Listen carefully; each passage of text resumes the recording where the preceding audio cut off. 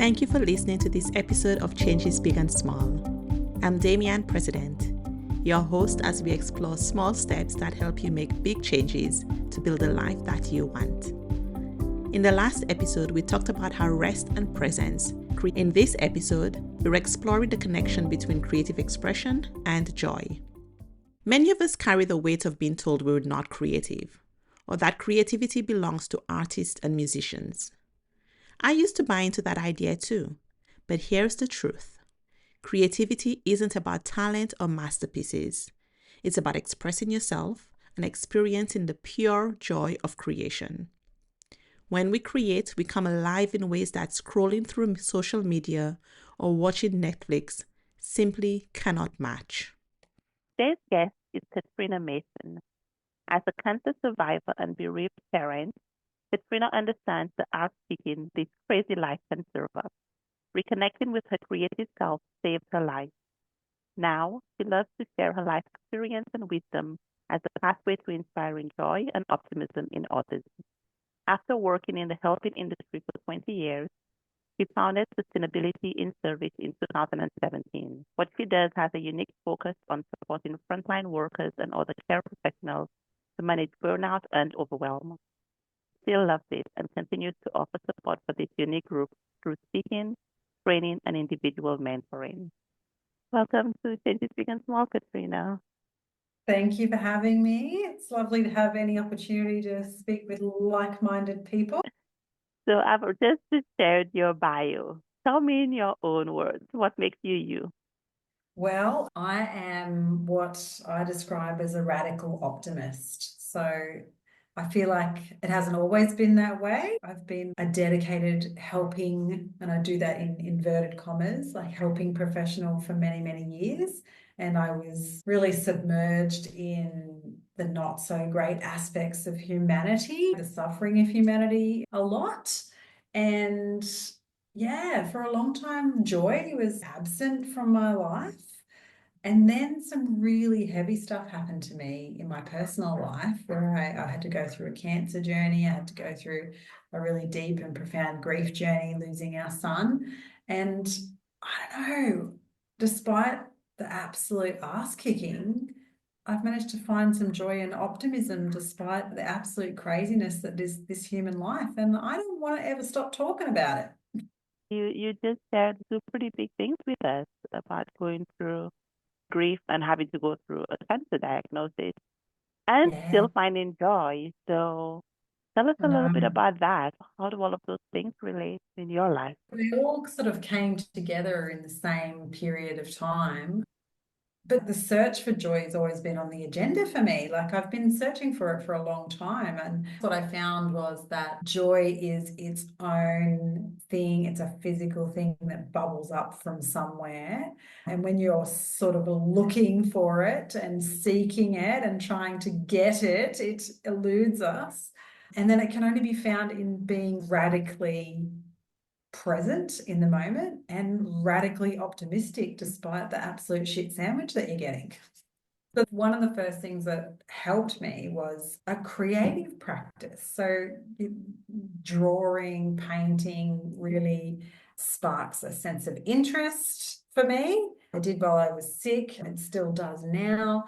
And then learning to follow those crumbs. So something sparks interest, curiosity, and then doing it like with priority, even though there's all this other stuff that you should be doing or that you could be doing or that seem like they're more important. Following those little crumbs of joy and curiosity just became something so profoundly important in my life and still is now. And the end result has been this sense of optimism despite everything having gone pear-shaped. So what was that like for you? Because you talk about all of those things being at the same time. And one of the things that has been very interesting to me and conversation I've had with some people is the human capacity to carry multiple things at the same time. And so I'm very curious when you talk about grief and joy, for example, how do those live together? Yes, what a surprise and what a great topic to talk about. Yeah, for sure. It's funny, yeah, human dualistic. It's weird, right? You never sort of expected to be able to feel joy at the same time as grief, but it actually is a possibility if you allow it. I can't be joyful about the fact that my son is not here, but I can be joyful about the fact that I'm still here. So it's like allowing the disappointment and the sadness to have its place and have its space, at the same time not being closed off to the complex ability for the human being to be both. And then you mentioned creativity as a pathway to joy for you. How do you express your creativity? You've got a beautiful painting behind you. It's like, yay, great for the topic. Yeah, this is one of the ones that I've done along the path. When I sort of found myself really sick, I was forced to reflect on my life, obviously, as you do when things go pear-shaped. And it doesn't have to be cancer. It can be anything that makes you really take a good look at your life. I'd noticed that something that I'd really loved, which is painting, had not been given any priority in my life for, probably 10, 15 years or so. So I started there with the reason for not painting being stuck on fear or being preoccupied with the product. Like, is it going to be any good? And are people going to like it? Or, no, I'm no good at it anymore. I can't draw or whatever. And just go of that completely. And just putting the paint on the paper for the sake of the sensation of joy that it gave me and practicing that. Yeah, I really like that idea because I think that's exactly it. And there are so many things where we're conditioned or somehow we develop this belief that we need to have this beautiful outcome in order for us to do it, where really we can get so much from the process. The relationship between creativity and joy isn't just poetic. It's scientific. When we create, our brains release dopamine, the feel-good neurotransmitter, not just when we complete something, but during the creative process itself. This is why time seems to fly when we're absorbed in creative activities. Scientists call this state of complete absorption flow. This is when we're engaged in what we're doing to such an extent that we lose track of time and self-consciousness melts away. Flow is one of the most reliable paths to authentic joy. And creativity is one of the best ways to access flow. So let's break down some common myths about creativity. The first one is I'm not creative. Creativity is a natural human capacity. It's like walking or talking. We're all born creative. You may just need to reclaim it. Myth 2, creativity takes talent. Creativity is not just about the product, it's about the process. It's about the joy that comes from doing, not just from achieving perfection. And myth 3, I don't have time for creativity. The truth is that creative expression can fit into existing moments and activities in your life. It's about the quality of your engagement, not the quantity of time. So don't chase flow, but welcome it when it arrives. The key difference between creating and consuming is your level of engagement. When we consume, whether it's social media, television, or even books, we're relatively passive. Sure, maybe our brain's going, maybe we're thinking about some things, but it's a very different type of activity than when we're actually creating, when we're actively engaging with our world and we're expressing our unique perspectives. And that engagement is where the joy lives. Let's get back to the conversation with Katrina, where we're going to get into the different types of creative expression that are part of everyday life. There are definitely the traditional ideas of creativity, which are painting, drawing, sculpting, writing. Like these are maybe the first things that come to mind. But I think there are so many other ways people can be creative as well in their own lives, in their day-to-day. I really got thinking about it in terms of the feminine and the masculine energy. Like the masculine energy is goal orientated and the hustle and think it through step by step, achievement kind of energy. And the feminine energy is more of the being and creativity and go with the flow and intuitive. And I think it's just by sheer default, that most of us are living in environments where the masculine energy has been prioritized in our schooling structures and in the media. We're in this kind of patriarchal type structure. So I think it's just subconsciously been programmed into us over a long time to not necessarily value the feminine energies. Females have the ability to, the potential, not all of us choose to do it or can do it, but to create life. It's just part of the feminine energy. So thinking about it in terms of like one's not better than the other, like if we're going to take on the feminine energy, then we're going to just somehow bash the male energy. We just need a nice balance of the both. So practicing doing things just for the sheer magic of creating something. And it doesn't have to be, like you said, like the arts. Some people, I know their creative energy is just absolutely spectacular home decorative ideas or renovations. And other women I know creating their family. Like I've found motherhood kind of hard, but some of them just find it really easy.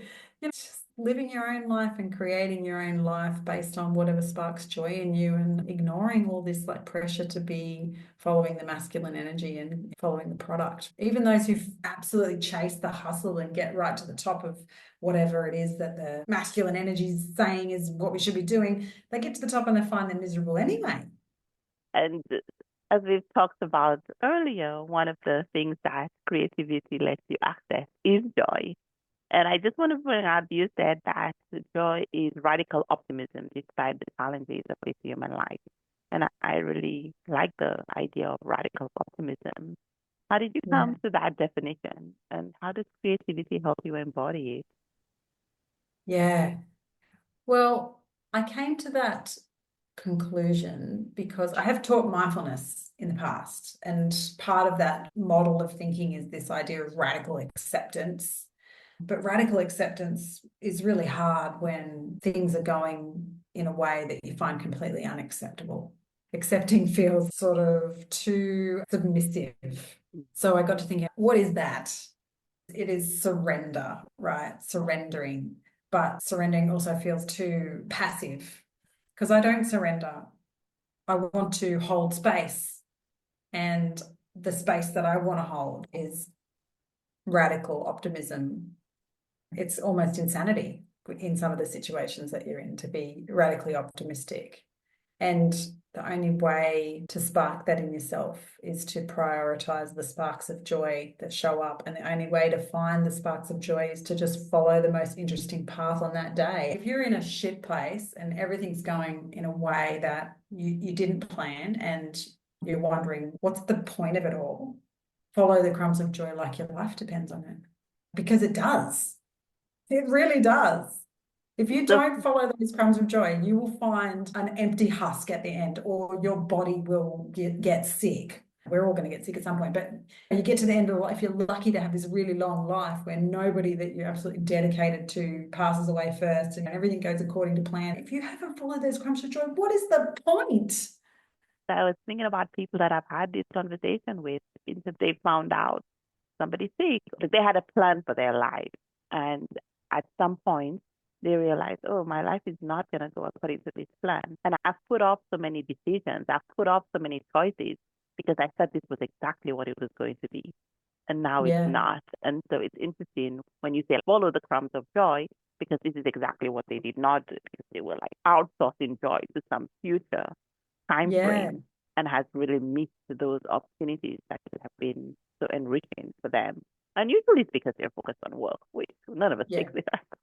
Yeah, but we do, don't we? We think of joy and a time to be joyful as this kind of like utopian Garden of Eden in the future when we retire or when we finally make $1 million or whatever. But it's not. It's finding that $1 million moment in the shit heap that you're in.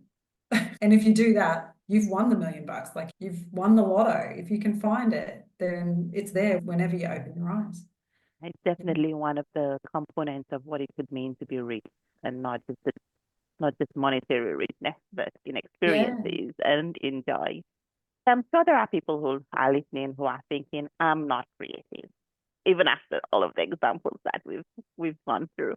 What advice would you give to someone who feels this way? And how can they start exploring their creative side? Yeah. Have you heard of the book Eat, Pray, Love? Yeah, that's a famous book. So I met the author not so long ago. Elizabeth Gilbert. Yeah. So she came to Australia and she's doing a tour and talking about all sorts of things. And she just gave me the most brilliant idea. So she plays this game called Most Interesting Path. And she says, you might be a writer, you might be a painter, you might be someone who bakes, or maybe someone says do something creative and you know exactly what that's going to be. Or maybe you're not. And if you're not, she said it's really just a simple process of following whatever sparks interest or curiosity in you from moment to moment. So she plays this game when she goes on a walk.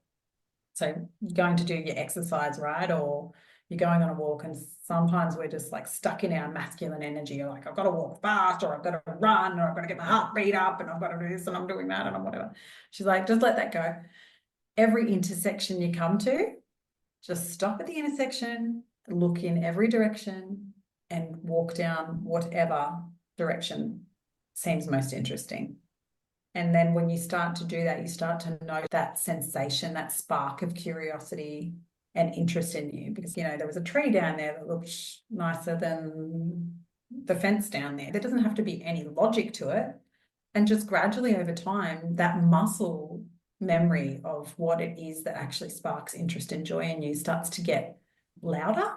And then over time, you'll start to notice what it is that interests you, and you just follow those crumbs of interest and joy. Valerie Carr. I don't know if you know her. But she talks about creating invitations for joy, opportunities for joy. And then she talks about her children just singing in the car, and she's just like, they're just making up silly songs. This just reminded me of that. It's one small thing, because all you have to do is go for a walk. You can do this anywhere you are. It's free.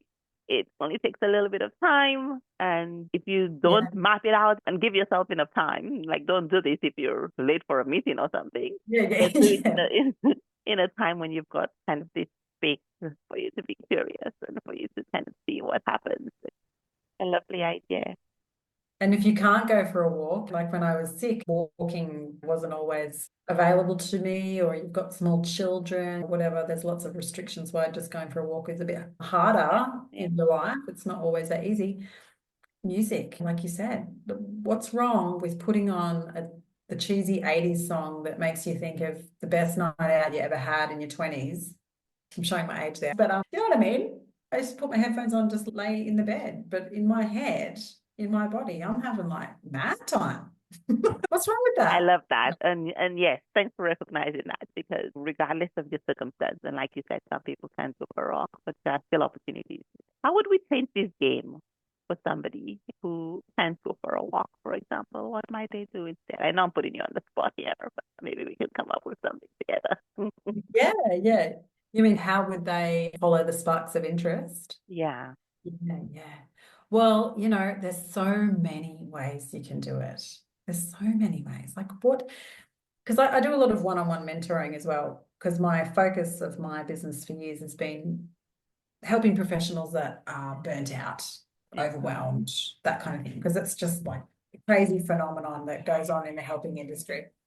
So, yeah. So, for example, one session I was doing, this amazing woman, absolutely amazing things that she does for people. Like she's a psychologist, she is back to back with people, helping them all day, every day. But because she's so focused on the care of other people in her personal life and her professional life, it's like that muscle for looking for what other people need is so strong that she's almost forgotten how to look for the things that she needs and what she wants. And that is an experience across the board for women in general.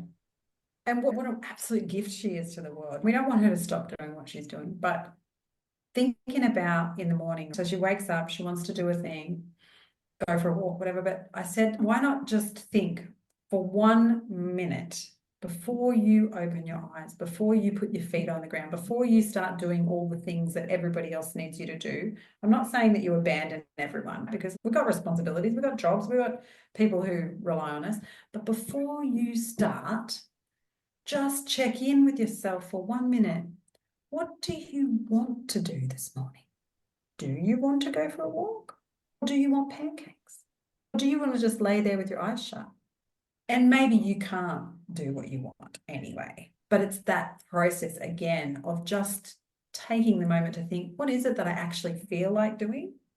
I know I should be doing this, but what do I feel like doing? Just that one moment to recognize what it is that you feel like doing and what sparks interest in you. And if you can't do it straight away, set the intention to try and do it sometime that week. It starts growing that muscle of personal reflection. Katrina and I just talked about what could help you access sparks of creativity. And I'm going to go into the different forms of creative expression. Creativity can manifest in your life in many different ways. Remember that there's no hierarchy to creative expression. What matters is finding what lights you up.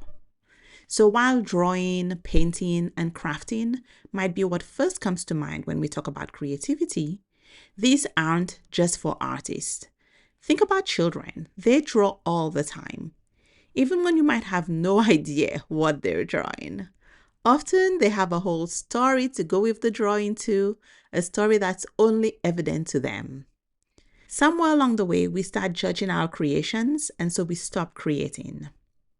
I remember when I was 5, my teacher praised my drawing of a girl because I was the only child that put a ribbon in her hair.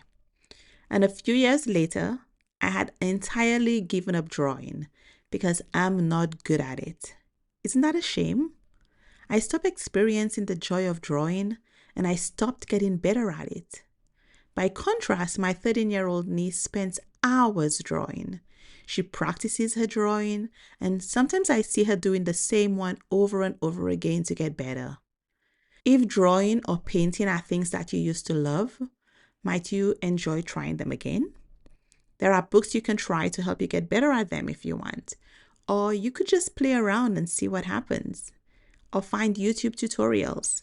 Even better, take a class with other people and get the added benefit of socializing, maybe even making some new friends. Another way to access creativity is through movement and dance.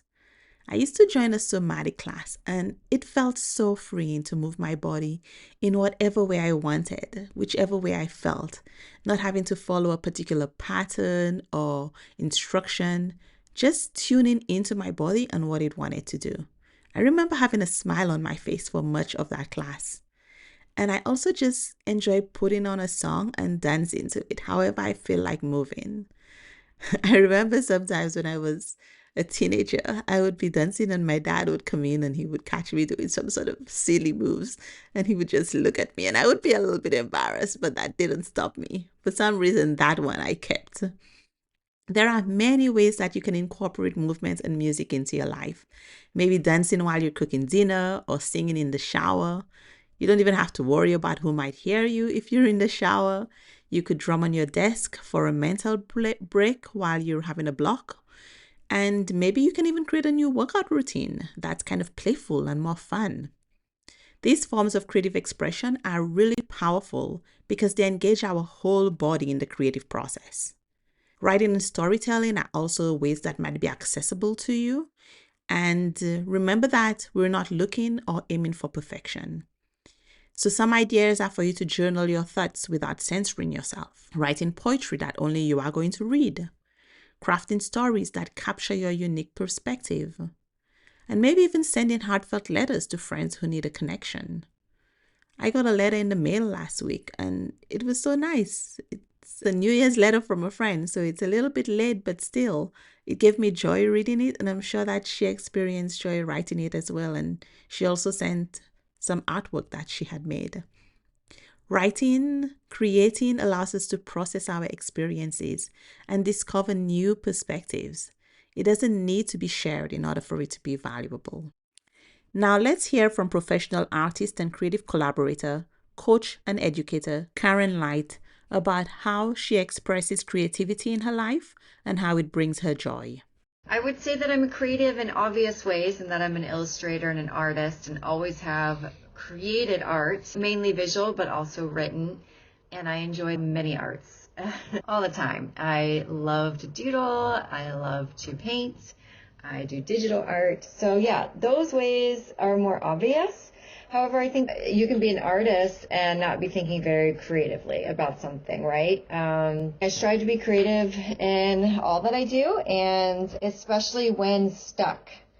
So if I feel like there's a big challenge or a disappointment, or I'm just like not able to move, something, I feel stuck for some reason, that's when I really try to pull out my toolbox and activate my creativity so that I can move through it, get unstuck, see the challenge as a creative challenge. And in that way, it does create a lot of joy because it changes my mindset from, oh, this thing is against me, to like, oh my gosh, now that I'm looking at this creatively, I can see so much here, so much meaning, and know that it's for me in some way. And that just feels like a much more joyful way to live. So that's one way in which I think creativity can really lead to a lot of joy.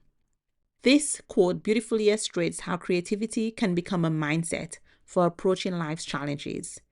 It reinforces the idea that creativity is not just about producing art, but also about problem solving and finding joy in everyday situations. As Karen pointed out, creativity isn't limited to traditional artistic pursuits. Let's explore some other ways we can incorporate creativity into our daily lives. There's everyday creativity. This is my favorite. This is where many of us already express creativity without even realizing it. So it could be cooking and plating food with intention. This is something one of my sisters is very good at. Or maybe arranging flowers or plants to bring beauty to a space. Making your space organized in a way that sparks joy for you. It could even be solving problems at work with innovative thinking. Planning events that create meaningful experiences for you or for your loved ones. Decorating your home in a way that reflects your personality, or designing your garden in a way where it works with nature, not against it. For example, I enjoy selecting and arranging cut flowers. When I lived in Japan, I was always looking for things to do, and I really wanted to experience local Japanese culture. So I took an ikebana class, and I guess most ikebana, except for freestyle, requires you to follow a pattern. In my last class, I have to say it kind of ruined the experience for me. I still enjoy decorating flowers, but I didn't really like my ikebana class after that. What happened is that I had designed my bouquet in a way that I really liked on the kenzan. The kenzan is the thing you stick the flowers into for ikebana. Then the teacher came and really she just took apart my whole creation. And she said that I hadn't done it right. And she put it back together to show me the proper way.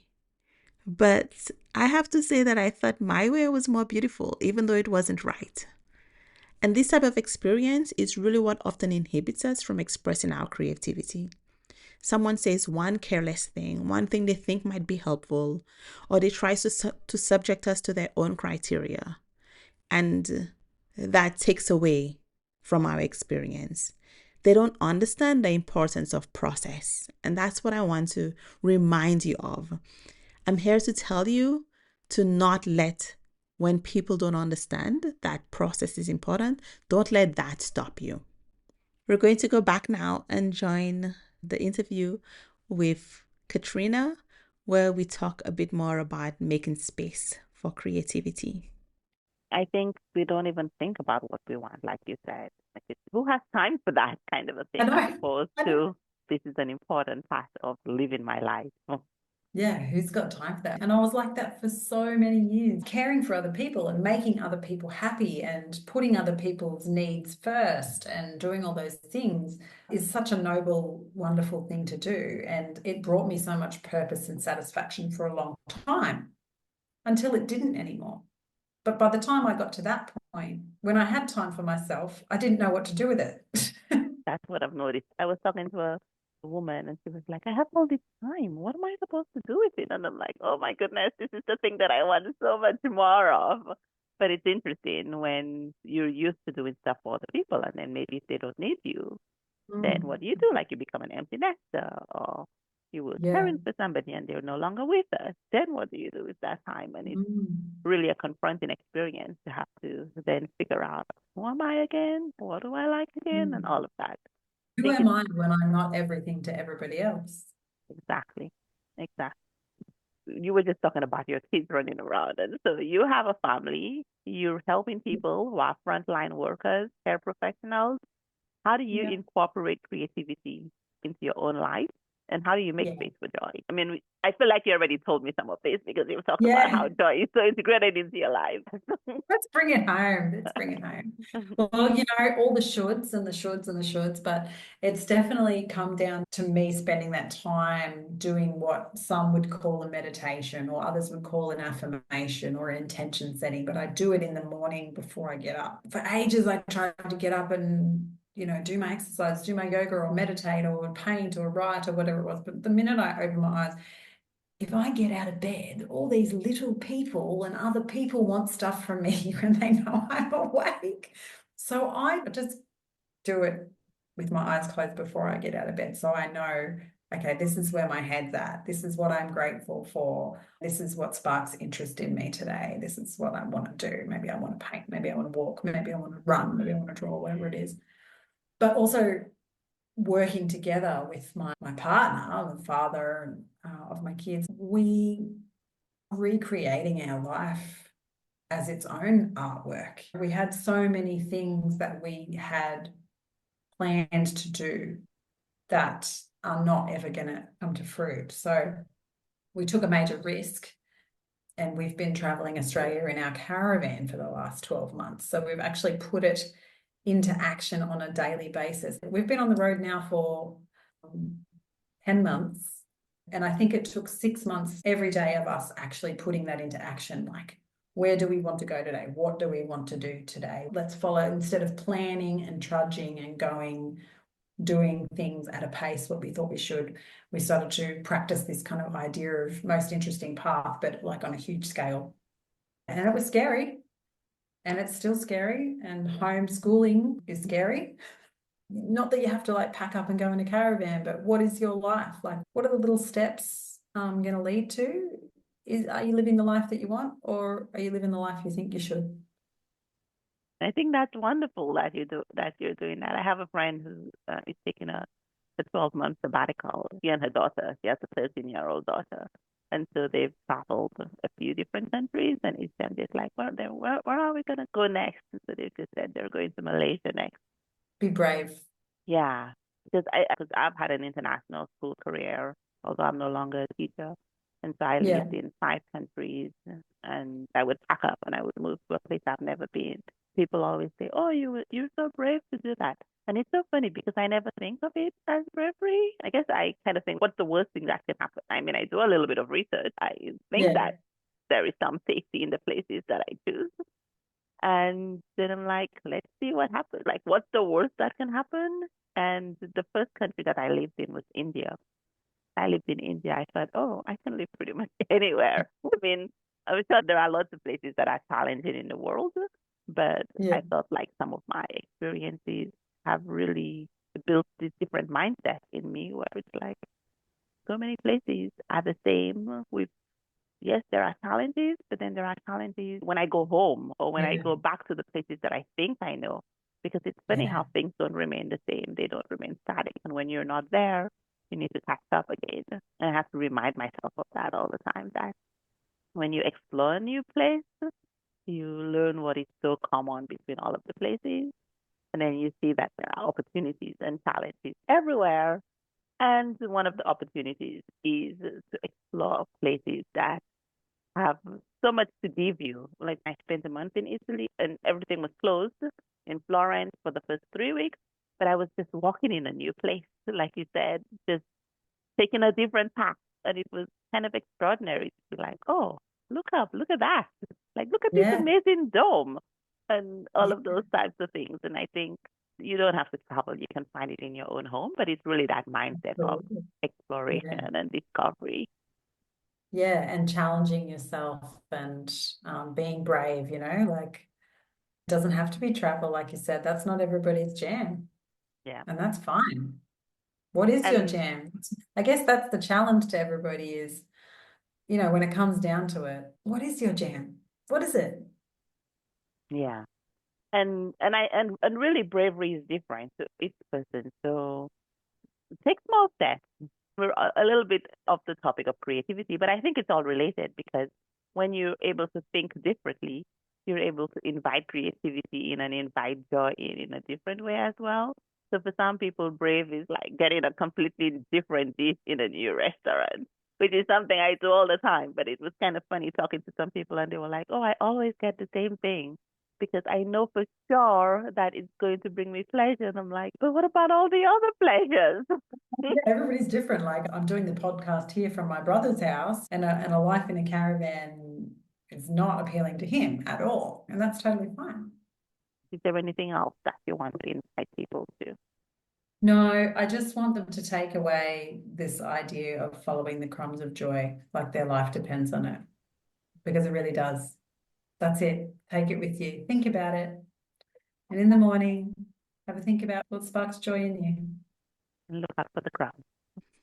I really hope that you take Katrina's challenge and that you implement it in your life. Because if you want to experience creativity, you need to make space for it. When I talk about creating space for creativity, it's not just talking about physical space. It's about making room in your life for creative expression to flourish. So we'll talk about 3 aspects of making space: physical space, time, and energy. The invitation that Katrina gave is great because it's one that you can do anytime, every time, regardless of your circumstances. All you need is a few minutes in the morning. But I want to add additional examples and invitations for you of things that you could do to access and to experience creativity in your life. So when we talk about physical space, what I mean is for you to create an environment that allows you to be creative. Think about what is it that you need in terms of supplies. Maybe you need a space, a creation station, even if it's just the corner of your kitchen table. Keep your basic supplies easily accessible so you can create on a whim. Don't hide them in the deepest cupboard where you need to pull everything out and find them. You're not going to make space for that. It's going to be too easy for you to say sometimes later or at another time. Really, create an environment where if you just have a few minutes, you've got everything ready in a way that you can quickly use them without having to spend time setting up. You can even create an environment that inspires you with colors. I know some people really like a vision board because that's inspiring for them. Or maybe you want textures or images that inspire you. The idea is for you to remove barriers to getting started. The fewer steps between you and creating, the better, because the more opportunity you're going to have, the more successful you're going to be. The second part of this is time management. Many of us feel like we have time poverty. I experience this regularly. But it's important for us to think about when we're going to be creative and how much time we're going to give it. So I often talk about a friend of mine who plays the keyboard every time when she gets home from work. She only does it for a few minutes, but she loves it and she does it every day. And I find that really inspiring because even when traveling from home for a few months, she bought a portable keyboard to take with her. That's how much it was part of the way that she moves through the world. So I would say start with small blocks of time, even 10 minutes. Schedule creative time like you would anything else, any other important appointment, because it is important. And protect your creative window from the encroachment of productivity. Creativity is so beneficial for you. Think about it as productive time if it's going to help you, but put aside your to-do list for a few minutes so that you can just experience that joy of creativity. And you can use creativity triggers to help you signal that it's time to create. Maybe you light a candle, or whenever you put on a type of music, you know that you're in the mood for creation. It's not sexy. And then the last is energy management. And when I talk about energy management, I'm talking about the fact that how we feel affects the experiences that we have throughout the day. How much energy we have, what our mood is. So notice when you feel most creative. Are you a morning person or a night owl? Maybe in that morning when you think about what is it that you want to do that day for creativity, think about when would be a good time for you to do it as well. Maybe it's during the course of the week, not even during the course of the day. Honor your natural rhythms. Don't just fight against them. And build habits around your energy peaks. Give yourself permission to experiment without expectation. And then there's one bonus section about space, and that is overcoming blocks. Because whenever we try to do something new, these blocks are going to rise up. So it's important to plan for that. Start before you feel ready. That's one of the key ones, because readiness is a myth, and that is just something that keeps us stuck. This is a famous procrastination technique of readiness. I'm not ready. You're ready right now. All you need is to be in order for you to be able to be creative. Focus on the process, not the outcome. Joy lives in the doing. Remember that. And if you're really stuck, use prompts or use constraints to spark ideas. Sometimes by giving yourself fewer options, you're actually in a space where you can experience that creativity than if you've got a wide open space, especially if you're new to the concept of creativity. And remember that perfect is the enemy of done. And it is also the enemy of joy. So we're not looking for perfection here again. We are looking for process. We're looking for enjoyment. We're looking for creativity. We're looking for fun and playfulness. All of these are kind of the words that can inspire you as opposed to holding you back. In today's world, it's just so easy to be a consumer. We have an abundance of things that we can consume at any moment. But I want to invite you to be a creator and experience the joy that comes with that. This is perfect timing. This rarely happens to me, so I'm just going to savor it. Usually like crumbling at the end of the podcast. But let's close with a lightning round, a brief answer for each of these 3 questions. How does joy feel to you? It's like a gut feeling that comes like a lightness, like a bubble in my gut, and then followed by goosebumps. What is something bringing you joy right now? Painting. Always painting. And do you have a book or the multimedia that you would like to recommend for listeners? Yeah, I've got a book called Sustainability in Service. So if anybody's listening that's actually a helping professional, if they're everything from frontline workers and law enforcement, child protection, psychology, counselors, anybody, nurses, teachers, mums that are just spending most of their life looking after other people, if they've found themselves in a place where they're burnt out, which they probably have, or overwhelmed and they don't know what to do about that, I've got a free book called Sustainability in Service, which might have some stuff in there that would be super helpful.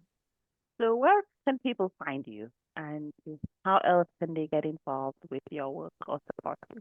Yeah, so I'm called Sustainability in Service. So you can find me at sustainabilityinservice.com.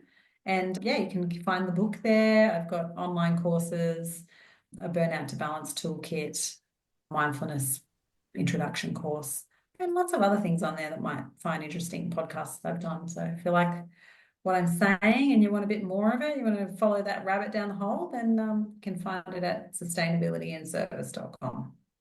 Katrina, I really appreciate you making time to talk with me today. Is there anything I haven't asked you that you want to share with the listeners?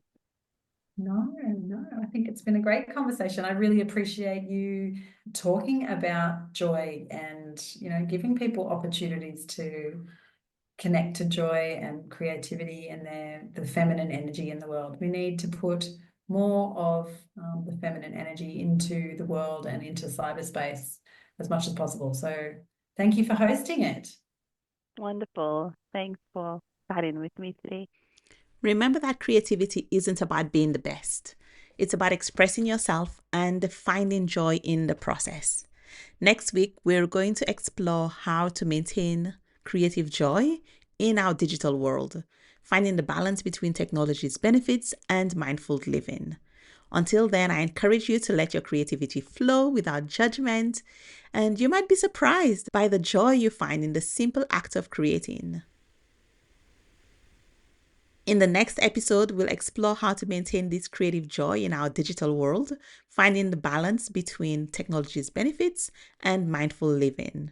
If you've enjoyed listening to this episode and want more inspiration for living with purpose and joy, I invite you to sign up for my newsletter at changesbigandsmall.com. I share additional resources and personal stories that don't make it into the podcast episode. And these are all designed to help you live your life on purpose and with intention. Remember, change begins with one small step. Make it a joyful week.